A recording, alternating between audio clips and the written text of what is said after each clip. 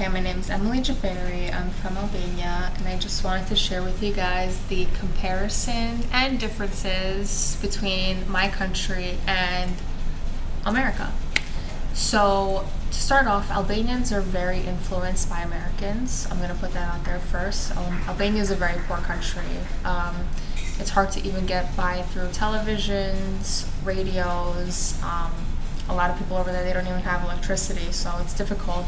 So one big way, Albanians, we do believe in freedom of speech, and freedom of speech especially through writing. And as Albania always watches America, they see that a lot of Americans get the word spread through articles, through papers, through journals, documentaries, all this stuff. So Albania started doing that as well. So that's how a lot of the political and business discussions get by in Albania, is through newspaper, because everyone can afford a newspaper, and there's a lot of people who specialize in writing these newspapers and articles. So that's one thing I would say that America and Albania have in common, is they do get their word through writing. They get their point across through writing.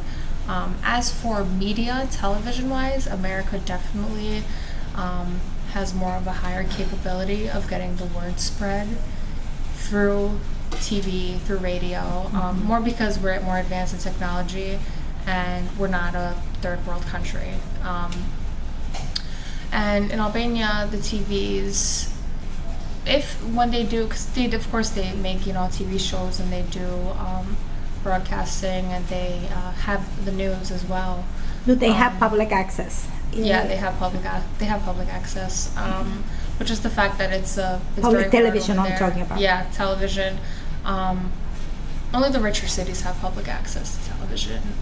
A lot of cities in Albania, like me, example, I come from a very poor village. Even now, when I go there in the summer, we don't even have a TV. It's we have to drive like an hour and a half to the city, and that's how we get our information: is TVs, newspapers, and whatever. But yeah. Well, you said the newspaper. How many newspapers are in Albania? Oh, there's and who so they many. own I think for? each big town. Okay, so usually the same person that runs media, they run the newspapers as well. Now, of course, Albania is getting way more advanced. We're getting more money. We're trying to do technology because we want to copy America, basically. But wait, what was your question again? The newspaper. Who owns it? Who runs it? Who runs it? Usually the bigger cities also. Like, there's always the higher chairman that run it. It's a group of people. I can't say who exactly, but I know that from the bigger and richer cities, it's always a handful of people from each of those cities. And it's always spread across, because although Albania is a really tiny country, we still have a lot of big cities going from the north to the south. So they all come together. I know they all come together, and they all write these articles, and they share their ideas and opinions, and they share the current events, what happened, and everything. When it comes to that precisely, there are some countries that they are very, as far as government and the media, they don't get along, so they ban them. Do you have that over there in Albania? No. First of all, Albania was always a communist country, so in Albania there was never... So it is a restriction then, what to say and what to write. Well, Albania has freedom of speech. Of course, people get angry. Even now, if you write your own thoughts on a paper, someone's not going to like it.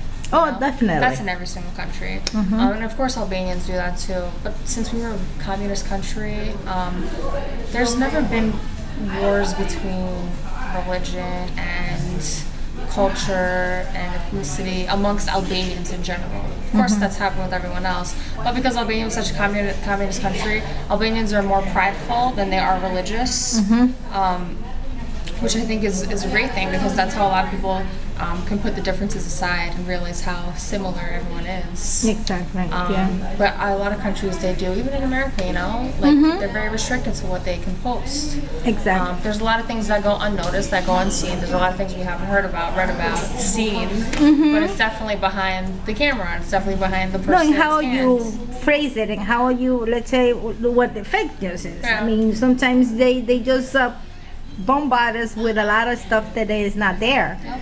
And that's what I'm talking about. Yeah. But thank you. No Thank you very problem. much. Thank you for having me.